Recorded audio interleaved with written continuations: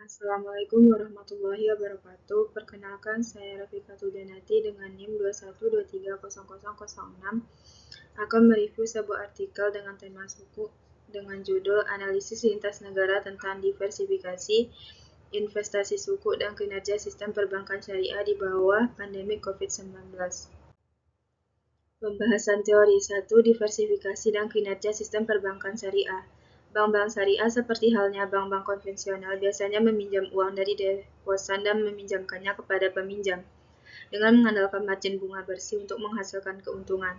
Selain pendapatan bunga, pendapatan non-bunga seperti biaya dan komisi atau perdagangan juga dapat menghasilkan keuntungan bagi sistem perbankan syariah.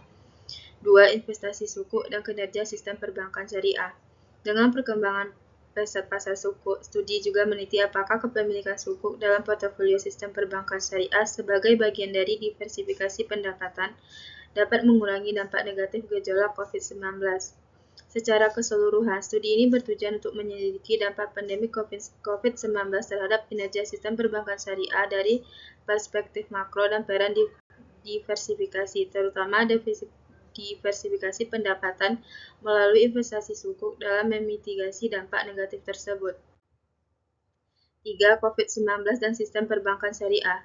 COVID-19 memiliki pengaruh negatif terhadap kinerja keuangan di berbagai indeks yang berbeda, yaitu berbasis akuntansi dan ukuran kinerja berbasis pasar, dan stabilitas keuangan, yaitu risiko gagal bayar, risiko likuiditas, di industri perbankan di seluruh dunia.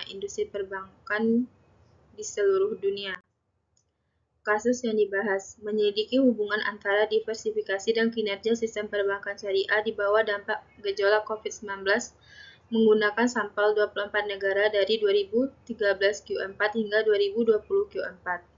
Fakta kinerja sistem perbankan syariah berhubungan positif dengan diversifikasi sektoral pembiayaan yang sesuai dengan syariah dan diversifikasi pendapatan. Objek atau sampel penelitian. Sampel penelitian ini terdiri dari 24 negara dengan sistem perbankan syariah dari 2013 Q4 hingga 2020 Q4. Teknik analisis data. Penelitian ini menggunakan data makro dari 24 negara antara 2013 Q4 hingga 2020 Q4. Metode analisis yang digunakan adalah Generalized Method of Moments atau GMM untuk mengatasi masalah endogenitas.